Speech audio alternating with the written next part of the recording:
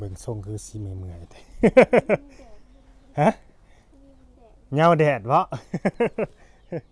เหงาแดดเลย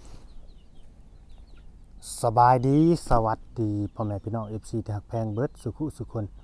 เบิดสมองสุบอนเด้อพี่น้องเด้อพบเพาะกับช่อง YouTube บ่าวลาวพาเพลินคือเก่าคือเดิมเพิ่มเติมกับมื้อนี้กะเข้ามาหาทางน้องสุดใจเพิ่นพี่น้องเอ้ยเนาะเข้ามาเยี่ยมยามถามข่าวทางน้องสุดใจเพิ่นเนื่องจากว่ามีทางผู้ใหญ่ใจดีเนาะคือทางหลวงตาแหละทางฝั่งไทยพี่น้องเอ้ยเนาะเพิ่นฝากให้ทางบ่าวลาวนี่แหละเข้ามาเยี่ยมมายามน้องเพิ่นเนาะพอดีเพิ่น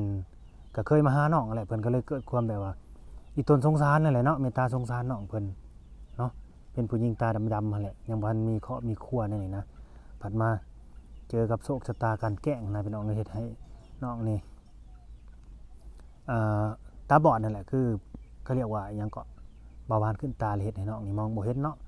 หลังจากที่ได้รับการรักษาหรือว่าการเยียวยาการช่วยเหลือจากพระอาจารย์คือกันอันนี้ก็ดีเนาะทางฝั่งไทยคือกันแบบว่ายื่นมือเข้ามาช่วยเหลือแหละนำตัวน้องเพิ่นไปรักษาอยู่มุกดาหารเนาะน้องจึงได้กลับมามองเห็นอีกครั้งหนึ่งประมาณ 70-80% นี่แหละพี่น้องเอ้ยจากที่น้องนี่มองบ่เห็นเลยอยู่ในความมืดมนนี่ 3-4 ปีเนาะกะเรื่องของเฮาก็ผ่านไปเด้อพี่น้องเด้อ เรื่องที่ว่ามีพวก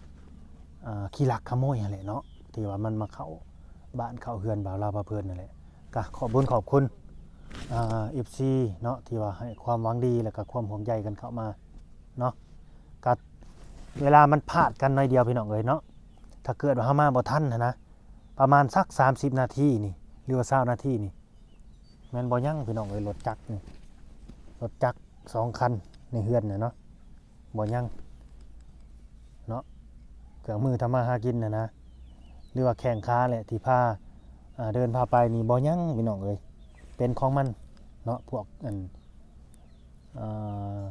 ขี้ลักนักเลงเขาเอิ้นแบบนี้เนาะก็บ่เคยพบเคยเพาะพี่น้องเอ้ยนี่ก็มีแต่ FC เพิ่นก็แนะนำมาให้ซื้อกล้องมาติดเนาะซื้อกล้องมาติดกล้องเฮาก็มีอยู่ที่จริงนะกล้องเฮาก็มีอยู่เนาะ2โตเหลือ2โตกล้องนะเมื่อก่อนมันมี3โตกล้องเฮาเนาะก็บ่อะไรอย่างห่างพี่น้องเอ้ยตอนนี้ก็มาฮอดมาถึงเฮือนของ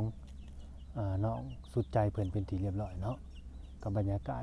ยามแรงๆพี่น้องเอ้ยเนาะช่วงนี้ก็ใบไม้แห้งใบไม้หล่นเด้เนาะใบไม้แห้งใบไม้หล่นพี่น้อง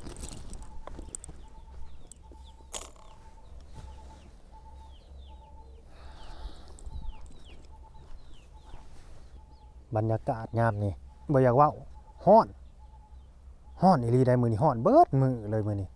อยู่ก็สิบ่ได้ในเฮือนน่ะก็ดิเนาะฝากเป็นกำลังใจให้บ่าวลาวพาเพลินแล้วก็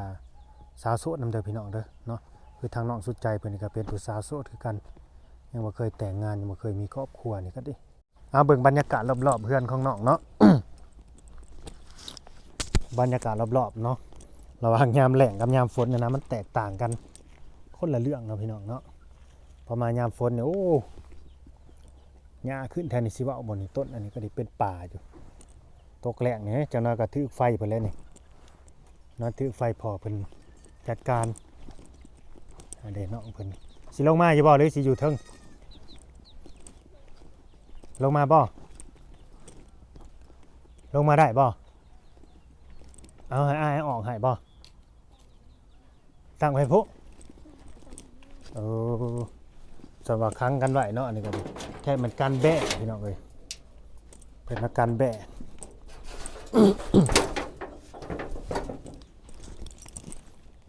มาแม่ลูกอ่อนนะลูกมันไปเบิดแล้วบ่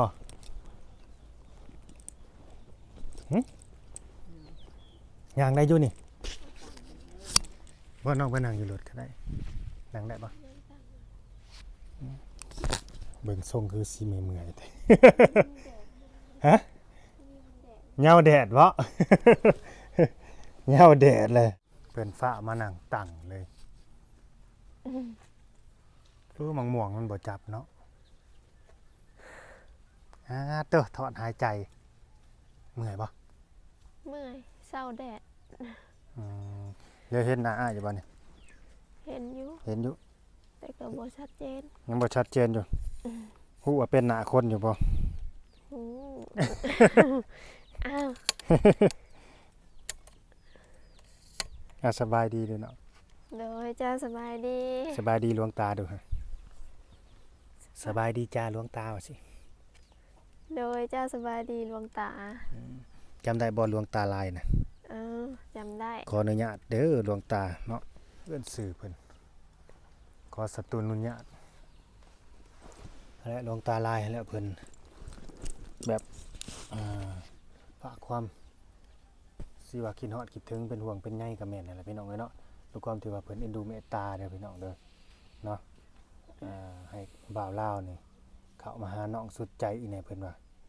เนาะเพิ่นก็มีแนวสิให้อยู่เพิ่นน่ะมีแนวสิให้อยู่ โดย แต่ว่าให้เข้ามาหาทางน้องเพิ่นก่อน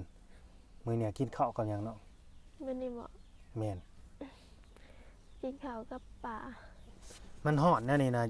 อยู่แต่ข้างในเลยบ่ แม่น กลางเวทนี่ได้ออกมานอกอยู่นี่ กลางเว้นกับถามว่ามีลมมีแรงหนึ่งก็สิออกมาได้อยู่ แต่ถ้าบ่มีลมนี่มันฮ้อนแห้งกว่าอยู่ในเลย โอ้ แดดมันแหมแดดอายแดดเข้ามา ข้างในน่ะมีพัดลมบ่ บ่ พัดลมโซลาร์เซลล์น่ะบ่ได้ใช้บ่ได้แล้ว ใส่บ่ได้แล้ว อ๋อตายเบิดแล้วเนาะ โดย แม่นๆพัดลมโซลาร์เซลล์นี่บ่ทนพี่น้องเอ้ยเนาะซื้อไปให้ไผก็มันตายเบิดนั่นแหละตามที่เฮาเคยแบบว่าอ่า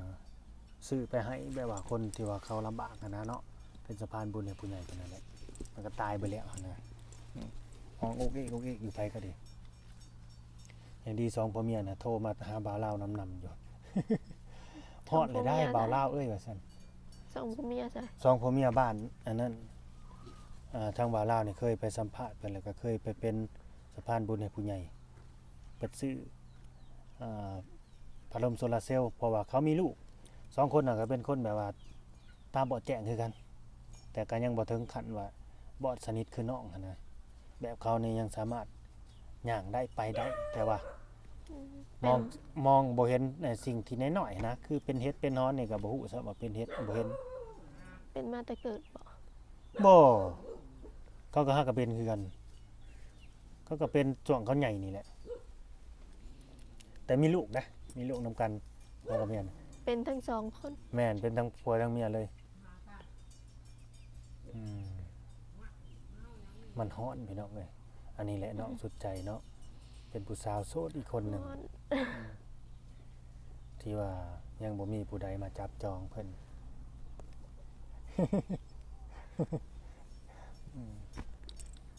เฮ็ดในได้สินอนรับบ่ซั่นมื้อแลง มื้อแรงว่า แม่น ก็ยันเหยาไปอยู่ดอก มันฮ้อนแล้วไม่เฮ็ดให้เฮาเมื่อยบ่เนาะมุนมัดบ่ มันฮ้อนทั้งเฮ็ดให้เมื่อยทั้งปวดตนปวด โอ้ โต โลกอันนี้สั่งแปลว่ามันบ่มักอากาศร้อนเนาะ แม่น คันอากาศหนาวอากาศเย็นเลยใครแน่บ่เนาะ โดย สั่งเป็น มันฮ้อนคือเขา เด้อๆโล แต่ ก ข้าวกี้ให้กระเตกแหละได้ได้บีบได้ให้พ่อแล้วมันบีบให้ตามตนตามโตนี่ ปวดเข่าตามกระดูกกระเดี่ยว ปวดเข้าหดกระดูกดำบ่ โอ้แบบว่ามันร้อนมันหนาวนี่เฮาสิแบบว่า มีกระซ้ำน้ำใส่พอมีกระซ้ำน้ำไปตั้งไว้แล้วก็ผ้าขาวไว้ซุปเจ้าของเองนี่ก็บ่ได้เนาะแบบว่ามันสิสดชื่นขึ้นมานี่ มัน ต้องได้บีบ น ได้ นั้น นวดอีก มันถ้าเฮาเอาเสร็จแล้วมันก็ผ่านั้นมันก็สิฮ้อนคือกันนั่นแหละมันก็แก้บ่ได้ โอ้ผ่าจนออกไอายร้อนเลย แม่น อ๋อบ่ได้แล้วก็แนวนี้ต้องเอาน้ำแข็งมาโปะแล้วต้องเอาระดับนั้นเนาะ โดย เอาน้ำแข็งมาโปะเขาเรียกว่ามาโปะพี่น้องหรือว่าน้ำแข็งมาใส่มาแส่ผ้าไว้หั่นแหละมันจังสิเขาเรียกว่ามันจังสิคุมความร้อนอยู่อืมเป็นได้โทรศัพท์น้องนะ โท แบ ร ต ศั เบิ พ ด ท์ เลยบ่ ฮะ แบตเลยบ่โทรศัพท์ ยัง อ๋อยังเนาะ โดย ว่าสิลองโทรมาหยอกอยู่ลืมโทรว่าสิโทรมาเบิ่งว่าน้องสุดใจสิรับบ่มันสิติดบ่นะเพราะว่ามีเบอร์น้องอยู่เด้ โดย มีอยู่ จักเพิ่นสิรับหรือบ่แหล้วพี่น้องเอ้ยเนาะคันว่าผู้ใดอยากได้เบอร์น้องสุดใจเพิ่นก็ติดต่อมานำบ่าวลาวก็ได้เด้อพี่น้อง FC แหละทางผู้บ่าวโสดผู้บ่าวพอห่าง พ่อมาไอ้ทางไลน์ก็ได้คือกันเนาะหรือว่าผู้ใหญ่ใจดีก็ได้อยากโทรมาเว่ามาคุยมาให้กำลังใจน้องเพิ่นเนาะหรืออยากโทรมาจีบมาหยอกน้องก็ได้คือกันแม่นบ่ได้อยู่บ่ อือฮึโทรมาหยอกมาโทษ ให้เพิ่นโทรมาหยอกอยู่บ่ หยอกได้ หยอกได้เนาะก็นี่แหละพี่น้องเอ้ยเฮาก็แบบได้แต่คอยเข้ามาให้กำลังใจน้องเพิ่นนั่นแหละเนาะกินข้าวกับปลาว่าซั่นปลาอิหยังปลาทูบ่หรือปลาดุก ปลานิน อ๋อปลานิ่นพอเป็นเฮ็ดแนวใดให้กิน ก้อย อ๋อก้อยปลานิ่น โดย อืมเพิ่นนึ่งข้าวอะไรบ่นี่คือยังบ่เห็นเพิ่นดังฟืนดังไฟอยู่ ยัง ยังบ่ทันได้นึ่งข้าวอยู่ ยังฮ้อนอยู่ อืม เขาใกล้ไพ่ยังบ่ได้ดอก แม่นแต่ว่าน้ำกอกนี่ก็ยังใส่ได้แม่นบ่นี่ ยังใส่ได้อยู่ อืม หยวกมันก็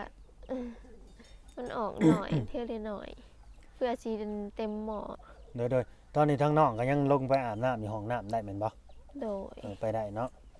หิวน้ำไปอาบเองได้แล้วบ่ บ่ บ่ได้คือกันอีก บ่ได้ อืมต้องอาศัยทางพ่อเพิ่นเนาะ แม่น ไปเฮ็ดไกลพวกอะไรห้องน้ำมาเฮ็ดทางนี้ซะทางนี้บ่ตันทางเนาะ แม่น ตันทางลงให้นา มื้อนี้มีคนเขามาหามาเล่นนำอยู่บ่ บ่บ่มี พ่อได้สามีอยู่บ่ พอ โดย พอ ห ได้ มู่ พ พ่อ อ และหมู่พ่อน่ะมีคนมา ห เล่ มู่ น พ่อน ำ บ่มี อืม คนมื้อนี้ก็มีอยู่คนเข้ามาก็อ้ายเด้เข้ามา อ๋อ โดยอันนี้น้องเข้าใจกันแน่ว่าพ่อเพิ่นอยากมีแม่ใหม่นี่น้องสิคัดสิขวางเพิ่น บ่ อยู่บ่ บ่ ให้มีได้เนาะ โดย อืมมีได้เลยเพิ่น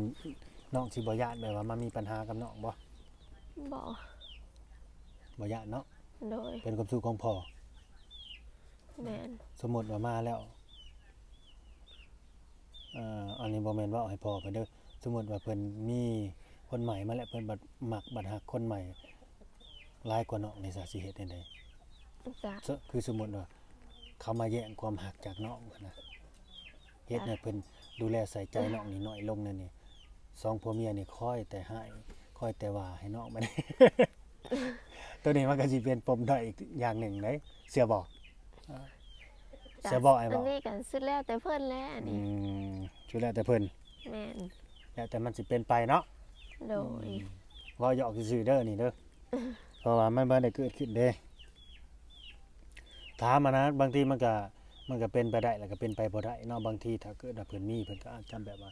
มาให้กำลังใจกันแล้วก็เพิ่นอาจจะมาซอยพ่อของน้องอีกทางหนึงอีกแรงหนึงแบบนี้นะซอยกันเบิ่งลูกสาวแบบนี้นะ โด ซอย ย กันเบิ่งซอยกันให้กำลังใจก็มีหมู่ปากหมู่เว้าเพิ่มอีกขึ้นอีกคนนึงแม่ใหม่ได้ซะคือสมมุติว่าพอไปเวียกไปหันไปนี่ก็น้องก็ยังมีผู้เว้าผู้ลมนำหนนะแบบนี้หันนะมันก็ข้อดีอีกอย่างหนึงแม่นบ่ล่ะ โดย จักเพิ่นสิล่มแนวใดได้เพิ่นล่มกันก็ได้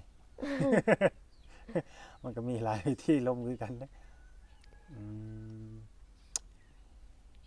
พี่น้องเอ้ยเนาะทั้งตัวน้องก็พร้อมอยู่บ่ พร้อมยัง เอ้าว่าสิเปิดใจนะพร้อมอยู่บ่ ฮ่าสุขภาพบ่แข็งแรง อ่าสุขภาพบ่แข็งแรง แม่น แล้วเป็นหยังคันคนเขาสิมักสิฮักเฮาเขาบ่เขาบ่ติเขาบ่รังเกียจนั่นดอกเขาก็พร้อมสิมาดูแลมาอยู่เคียงข้างอยู่แล้วอันน่ะน้องปวดในไสเจ็บในไสเพิ่นก็ยังมาบีบมานวดให้แล้วว่ะเจ้าบ่สิอยากใส่แต่พอนะพอเพิ่นก็เฒ่าเลยแต่ เรื่อง เห็น เรื่องว่าบีบนวดนี่ยังให้บีบให้นวดให้อยู่ดอกแต่หากเรื่อง ย่านแต่เขาเจ้าหั่นแหละสิบ่น่ะ เอ้ามันก็แล้วแต่เลยเฮ้ยจะเห็นอยู่พอเจ้าเวลาเพิ่นย่างนะ เห็น เบิ่งหลังเราเฮ็ดกงจุงไป อืม แล้วคือเราสิปวดแอวนี่ ปวด อืม เราจมปวดจมเมื่อยอยู่ นั่นแหละอันนี้น้องก็ต้องหาผู้มาแบ่งเบาซอยเพิ่นแหละเนาะ อืม แม่นล่ะวะ พอเรื่องนี้มาและคิดนักตลอดเนาะคิดนำสุขภาพเจ้าของนี่แหละน้องว่า จักไปสิหลับได้เนาะน้องสนใจเนาะ1ใน100สิบ่มีบ่จักแบบว่า2คนนี่2คน3คนนี่มีได้ FC ของน้องติดตามอ้ายตลอดแบบว่าเข้าไปเบิ่งน้องสุดใจให้แน่ไปติดตามน้องให้แน่น่าสงสารน้องคันแม่นมาอยู่กับอ้ายหรือว่ามาอยู่น้ำผมนี่สิดูแลเป็นอย่างดีเลยอย่างประมาณนี้เพิ่นก็ว่านั่นนี่สิไปบ่เนาะไปบ่คิดว่าสิไปได้บ่ ยังบ่พร้อม บ่พร้อมอ้ายคิดว่าน้องไปบ่ได้ดอกเพราะว่าเคยอยู่แบบนี้มา ก็ย้อนด้วยเหตุผลนี่แหละจังว่า แม่นๆเคยอยู่แบบนี้มานะได้ยินอยู่บ่เสียงนกฮ้องนะ ได้ยิน มันฮ้องแนวใดเสียงนกนั้นมันฮ้องแนวใด มันห้อง สอนบ่คือ ซาวมันคือว่ามันฮ้องจิบจิบจิบจิบจิบจิบบ่แม่นติอันเดน่ะให้หน้าน้องทางใดนี่ เด้ลงไปทางดุม ฮู้อยู่เนาะไปทางไหน โอ้ยอยู่ ย่างลงไปฮอดให้หน้าจักเทื่อเลยตั้งแต่กลับมามองเห็นอีกหั้นนะ ยังบ่ฮอด ยังบ่ฮอด หาน่ะตอนมีพักในสวนในฮอดอยู่ในสวน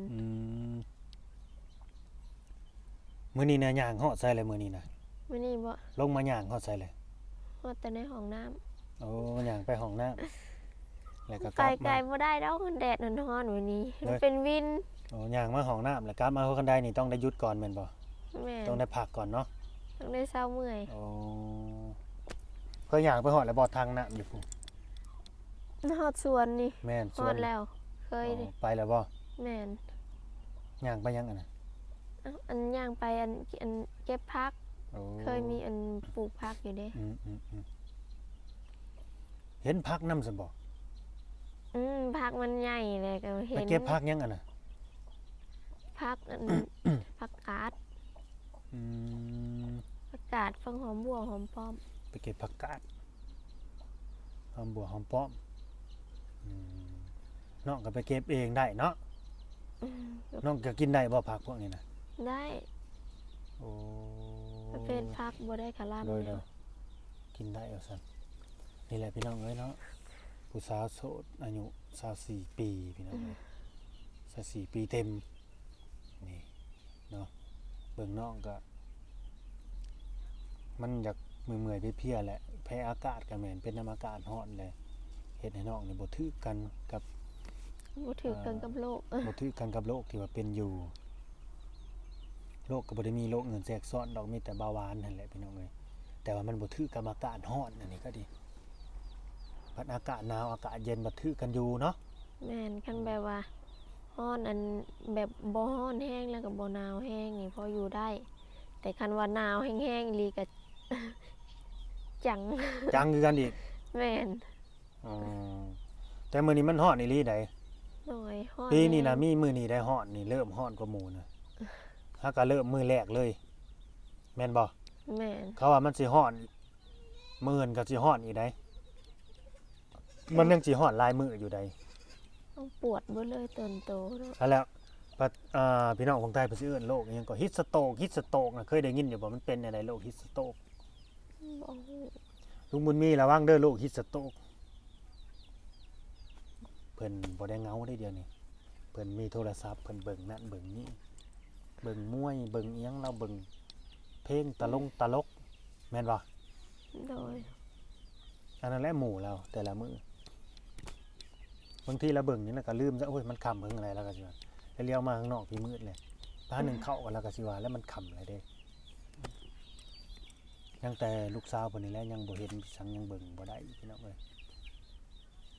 คันน้องเบิ่งได้นี่มันก็สิเฮ็ดให้น้องนี่น่าสิ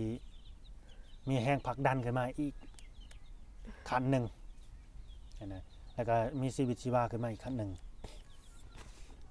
แต่ถ้ามีคนคล้องใจกันน่ะสิมีชีวิตชีวาขึ้นมาอีกครั้งหนึงนะ อืม แบบมีคนมาทักมาว่าโอ้ยคิดฮอดน้องสุดใจเด้คิดฮอดคิดถึงอยากเห็นหน้าเด้จังซั่นจังซี่อยากไปหาน้องเด้จังซั่นจังซี่อาจจะเฮ็ดให้น้องนี่มีชีวิตชีวาแล้วก็แข็งแรงปึงปังขึ้นมาก็มีคือกันแบบเฮ็ดให้เฮาสู้กับโลกอะนะ ม่นบ่มีแล้วบ่คนมาบอกว่าคิดฮอดเด้อ บ่ ยัง บ่มี อืมพอเขาบ่เห็นเด้ก็ติดต่อน้องบ่ได้ สิบอกมาทางใด บอกมาตามสายลมเนาะเออบอกมาตามสายลมบอกมาทางอากาศพี่น้องเอ้ยเอ้ยเอ้าหนุ่มๆเด้อหนุ่มโสดทั้งหลายถ้าว่าผู้ใดคิดฮอดน้องสุดใจเพิ่นก็ทักมาบอกน้องพี่น้องเอ้ยทักมาบอกมาหยอกมีแต่เบอร์โทรให้โชว์หน้าจออยู่บ่เบอร์โทรน้องให้เอาขึ้นหน้าจออยู่บ่ เอาขึ้น เอาขึ้นรถเนาะ ได้บ่ โดย ให้เพิ่นโทรมาโลดเนี่ยนี่นะให้เพิ่นโทรมาเล่นน้ำโทรมาหยอกได้ซะบางทีเพิ่นโทรมาให้กำลังใจหั่นนะเอาสิเอาเบอร์น้องเพิ่นขึ้นหน้าจอเลยพี่น้องเอ้ยเนาะโชว์ภาพหน้าปกหั่นนะนี่เด้อเบอร์น้องสุดใจที่ว่าสามารถติดต่อได้ตลอด25ชั่วโมงเนาะ โดย สิบ่ได้รับแน่นอนกับบ้านนี่เลยเนาะต้องเข้าใจได้อพี่น้องเอ้ยแต่ว่าโทรมานำนี่แล้วช่วงน้องเพิ่นแบบว่าเพิ่นเมื่อยเพิ่นเพลียนะเพิ่นก็สิบ่สนใจโทรศัพท์คือว่าหั่นแหละแม่นบ่น้องมื้อนี้ก็คือทางบ่าวลาวนี่เขามาทำภารกิจเนาะให้ทางหลวงตาเพิ่นเนาะเพิ่นก็สิเข้ามาเบิ่งมาชมคลิปและเพิ่นก็สิมีของขวัญให้น้ำหลังเพิ่นว่าเนาะส่วนว่าสิเป็นหยังก็ท่าลุ้นนํกันพี่น้องเอ้ยเนาะท่าลุ้นท่าชมนํกันแต่ว่าตัวน้องเพิ่นนี่ก็ยานี่ก็ซีดคู่มือแม่นบ่ แม่นสีดคู่มือ จังมือไปเอาเทื่อหนึง ยานี่ซื้อมานี่เทื่อละ2 หลอดสร้างได้อยู่เดือนหนึ่งกับ10 วัน 2 หลอดนั้นได้เดือนหนึ่งกับ10มื้อ โดย แต่ว่าต้องใส่อบพบน้ำแข็งตลอดเนาะ แม่น ใส่ไว้ในน้ำแข็งตลอด แช่เย็น ใส่เย็นไว้ตลอดน้ำแข็งนี่ก็สินะ2มื้อหรือว่า3มื้อไปซื้อมาใส่เทื่อหนึง บ่ได้ดิ ซื้อคู่มือ มันละลายบ่ แม่น มันร้อนเนาะ ช่วงร้อนๆ แม่นๆมันเก็บบ่ได้เด้ ละลายว้ ต้องใส่กล่องโฟมหรือกระติกนั่นแหละเนาะ แม่นกระติก อีหยังมันก็ละลายคือเก่าเนาะมันร้อน มันก็ละลายไว้คือกัน โดยพี่น้องเอ้ยฝากเป็นกำลังใจให้เด้อพี่น้องเด้อเนาะเฮาก็สิได้จบคลิปไปส่ำนี้ก่อนเนาะขอบ มื้อ คุณ นี้ ขอบ อาย คุ ไป ณ ฮอดซ้ายมื้อนี้ บ่ได้ไปทางใดมื้อนี้ เออ อยู่เฮือนมันร้อนมันแดดเลยบ่ได้ออกไปทางใด อืม มันมีโจรมาขึ้นบ้านอ้ายโจรพวกขโมยน่ะ คือว่าเป็นตาย่านแท้ มันมาขึ้นได้มันมาตัดกระแจที่ล็อกไว้หั่นแหละล็อกกระแจ2ชั้นมันก็ตัดออกเบิด2เลยอ้ายมาทันกันมาบ่ทันแหละพอแห้งจักอีหยังแหน่มันสิเอาไป คือเฮามาทันแหละมันฮู้ว่าเจะคลองมามันก็ทิ่มไปเลยหั่นนะมันบ่อยู่หั่นนะมันย้านเห็นเนี่ยนี่ อายบ่อยู่เฮือน แม่นไปเวียกกลับมาดึกแน่ ไปเบิดครอบครัว ไปเบิดบ่มีผู้อยู่บ้านนี้มีแล้วผู้อยู่บ้านนี้เนาะแบบว่าฝากไว้เนาะแล้วก็สิติดกล้อง FC เพิ่นแนะนำให้ติดกล้องที่จริงกล้องก็มีอยู่แต่ว่าสิติดเพิ่มนั่นล่ะทางน้องสุดใจมีหยังสิฝากถึงFC บ่ผู้หลักผู้ใหญ่หรือว่าหนุ่มๆทั้งหลายหนุ่มโสดทั้งหลายหั่นนะที่ว่ากำลังเบิ่งกำลังชมน้องอยู่ตอนนี้มีหยังสิฝากถึงเพิ่นบ่ โอ้โห บ่ฮู้คือหยังอันนี้คือแบบว่า